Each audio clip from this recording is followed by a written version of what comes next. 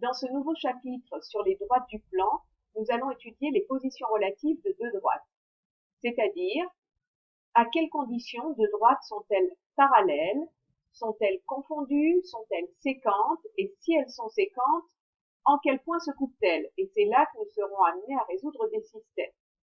Donc nous allons voir ça en étudiant des droites qui sont données, dont les équations sont données sous forme cartésienne ou sous forme réduite. Comment peut-on repérer leur position relative? Dans une première partie, donc nous allons définir ce que sont ces positions relatives et voir lorsque les droites sont sous forme cartésienne, enfin lorsque leurs équations sont sous forme cartésienne, ce qu'il se passe, et lorsque leurs équations sont sous forme réduite, ce qui se passe. Premier théorème. Imaginons deux droites, soit deux droites de vecteurs U, de vecteurs directeurs, pardon, U et U'. Donc je vous fais un petit dessin pour que vous ayez une petite image de ce que je raconte.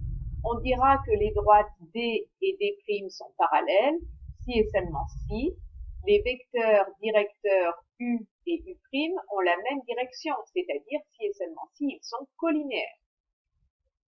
Donc, vous écrivez D et D' sont parallèles si et seulement si, qui s'abrège en deux SI, U et U' sont colinéaires. Il n'y a rien de compliqué là-dedans. Deux droites sont parallèles lorsqu'elles ont la même direction. Et qu'est-ce que c'est qu'avoir la même direction pour deux vecteurs? C'est être colinéaire. Propriété, avec des équations cartésiennes. Soit D, une droite qui aurait pour équation cartésienne AX plus BY plus C égale 0, avec A ou B non nuls, parce que si A et B sont nuls, on n'a plus d'équation de droite. Et D' qui aurait aussi une équation cartésienne de la forme A'X plus D'Y plus C' égale 0. Eh bien, la propriété suivante nous dit que D et D' sont parallèles si et seulement si A multiplié par B' moins A' multiplié par B égale 0. Je vais vous expliquer comment retenir cette propriété et vous la démontrer. Là encore, vous allez voir, c'est très simple.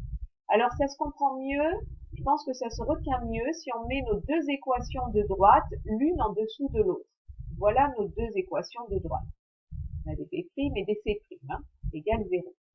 Eh bien, cette propriété nous dit que les droites sont parallèles si et seulement si A fois B' moins A' fois B égale 0, c'est-à-dire que l'on fait le produit en croix de leurs coefficients AB et A'B'.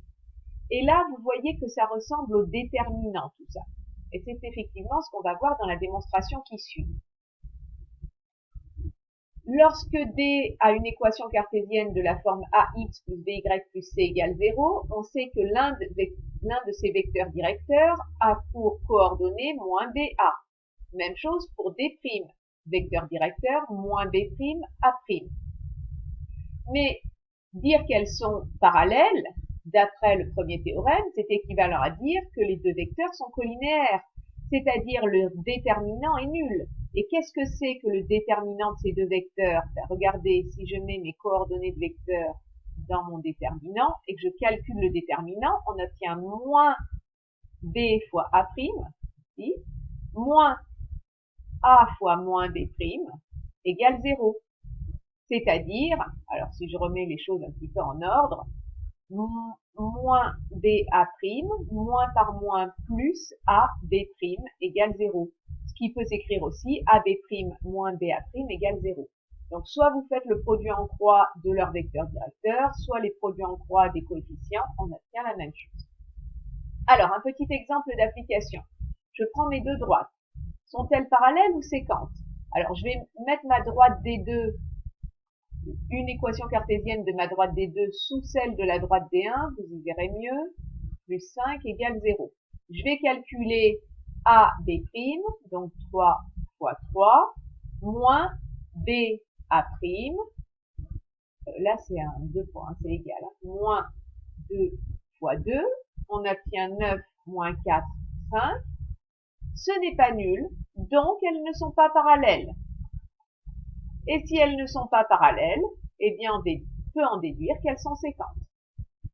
Et on verra dans un deuxième temps, dans une deuxième partie, comment trouver leur point d'intersection.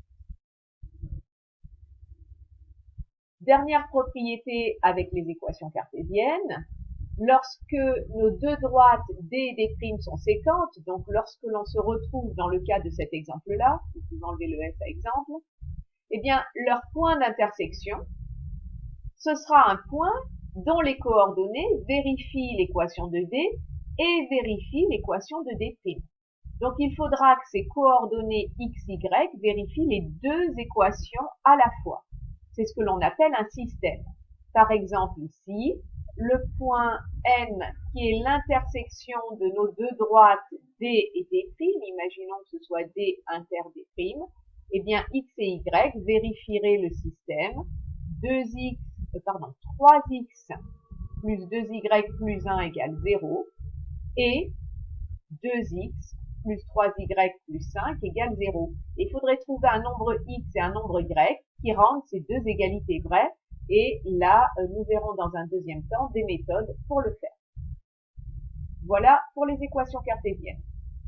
Je m'arrête là pour cette première vidéo. Nous allons voir ce qui se passe avec des équations réduites dans une deuxième vidéo.